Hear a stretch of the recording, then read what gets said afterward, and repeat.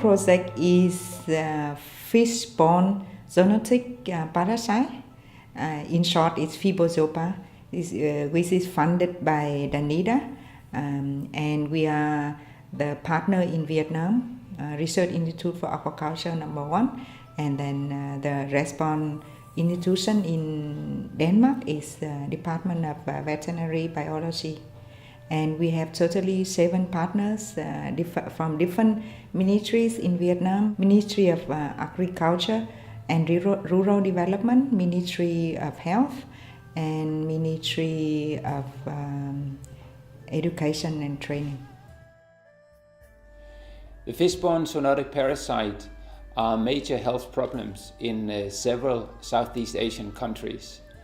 And recently, this has been recognized by the World Health Organization that has included these parasites among what is called neglected tropical diseases.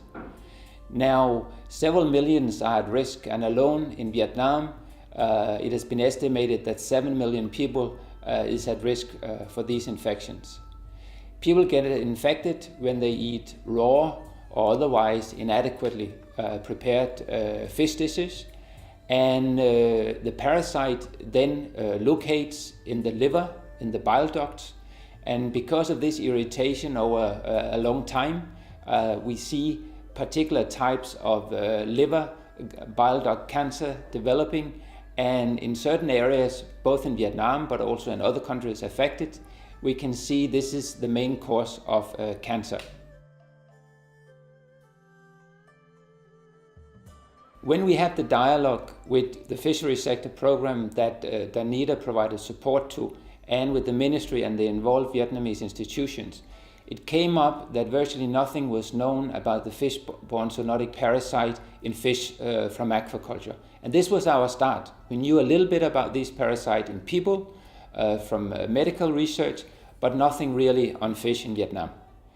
The first thing we did in the phase 1 of Fibozopa was that we trained a lot of master and PhD students, but also laboratory technicians and other, in how to correctly go out and do the needed fieldwork, how to correctly identify the parasite, but also to assess the risk factors for the occurrence of these parasites in the different aquaculture systems, not just in North Vietnam, but also in Southern Vietnam.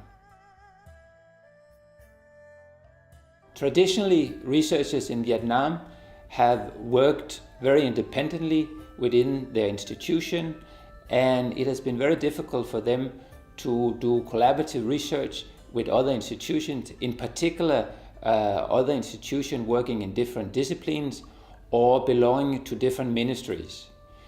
Now, we realized this from the beginning in Fibozopa, that if we should do the research needed on these parasites, and we can just look on the life cycle of the parasite to see what's needed, we simply needed involvement of veterinarians, we needed involvement of people with knowledge from aquaculture, we needed the medical people on the human health side, but we also needed biologists, for example, to address issues around the snail host.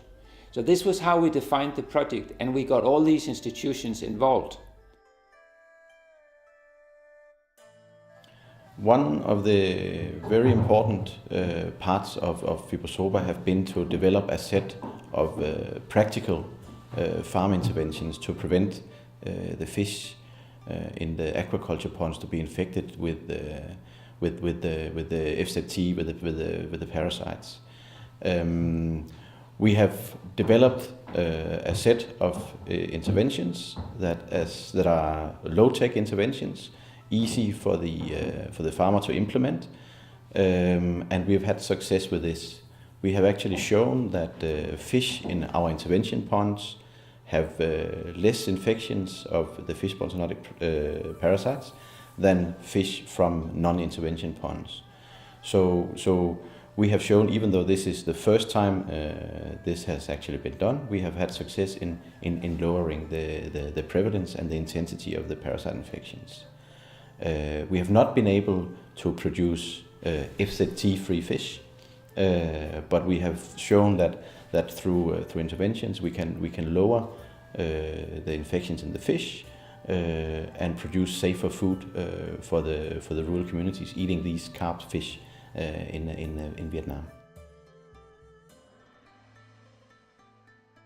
Yes, the first policy recommendation is going to the technical matters that the FZT prevention program should not be stand alone, but should be integrated into the husbandry program for the fish or fish management process during the aquaculture period. And also that One Health approach, working one issue but working across different ministries and create a better network and create a better intention, awareness. Yeah, definitely. We gained a lot of new knowledge on what is feasible, what changes can you expect to do. You're not only working with fish here, you're also working with people. So, as a scientist, you should remember that the people are maybe sometimes even more important than the fish.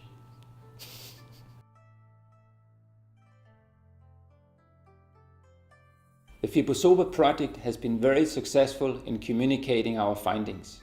We published more than 35 articles in international recognized journals and presented results at several conferences. Most often, the first authors on all our publications are Vietnamese, typically the young master and PhD students. At the same time, the Vietnamese scientists have been very active communicating to the public. This has been done in electronic newspapers, scientific blogs, but the national television, VTN2, have actually broadcasted 2 documentaries about the project. And I'm very happy to see these initiatives actually been taken by the Vietnamese, also to communicate this widely to the public. Then you may ask, why is Fibozopa such a success? And if I should highlight something, I would say that this is based on more than 15 years of working experience in Vietnam between several of the involved Vietnamese institutions and us in Denmark. So we knew each other when we went into this, and we had a good personal knowledge and working relationship. And we had a good inside knowledge and dialogue with the relevant ministries within fisheries and aquaculture that actually supported us also financially in the first phase of the project. Now this, together with the involvement of all these young scientists as master and PhD students, have been crucial for the success of the project.